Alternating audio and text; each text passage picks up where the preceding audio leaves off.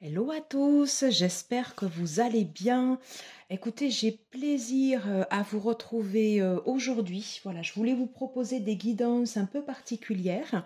Aujourd'hui, c'est la pleine lune en Scorpion.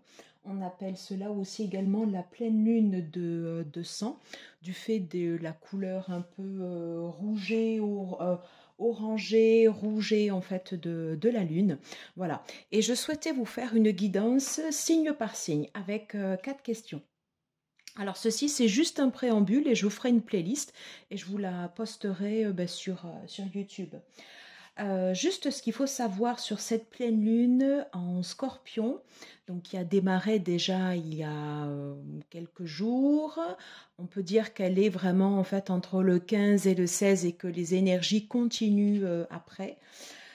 C'est une période émotionnelle vraiment intense et certains signes, alors on verra ce que diront les cartes tout à l'heure, peuvent être beaucoup plus impactés que d'autres.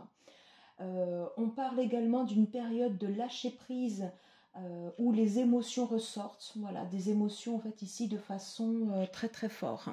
Si vous vous sentez vraiment fatigué, si vous avez de la tension, eh ben, c'est normal parce que c'est aussi lié aux énergies de la pleine lune.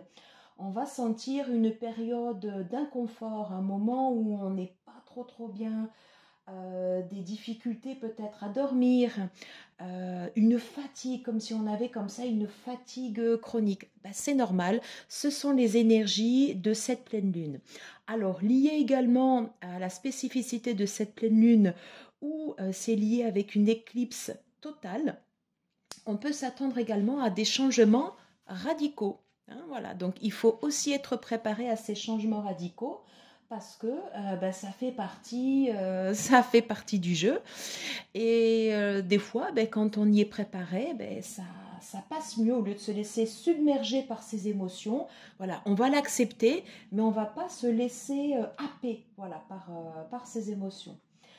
N'oublions pas également que Mercure est rétrograde. Donc Mercure rétrograde, ça veut dire quoi? Mercure, c'est la planète de la communication. Ça ne veut pas dire qu'il n'y a plus de communication, bien évidemment. Ça veut juste dire qu'il peut y avoir au niveau technologique, au niveau communication, au niveau transport, il peut y avoir des imprévus, il peut y avoir des retards. Voilà, c'est tout ce dont on doit se préparer ou pas, voilà, sur ces énergies de la pleine lune. Moi, je sais que j'avais été très fatiguée, donc je pense que c'est également lié à la pleine lune. Et pour ma part, j'avais décidé de me rapprocher de l'énergie des cristaux avec les labradorites. Les labradorites, je ne sais pas si vous voyez bien, voilà, on voit bien là ici j'essaye de vous montrer les reflets bleus. Voilà, c'est une pierre, ouais, c'est une pierre qui apaise. Enfin, c'est une pierre qui apaise. En tout cas, moi, elle m'apaise. Quand on ressent de la tension physique, émotionnelle et ou mentale, voilà, c'est une pierre qui fait du bien. C'est une pierre qui aide à retrouver de la force et de l'énergie vitale. Donc du coup, je la porte sur moi. Après, elle a d'autres propriétés, mais notamment par rapport à la fatigue, je trouve qu'elle est très bien. Voilà, ça c'était le conseil, c'était perso. Voilà, j'espère en tout cas que vous allez bien. Écoutez, c'était juste une capsule très courte sur l'introduction, la pleine lune en Scorpion, pleine lune de sang. On va tout de suite aller voir les énergies pour chaque signe. Merci à tous.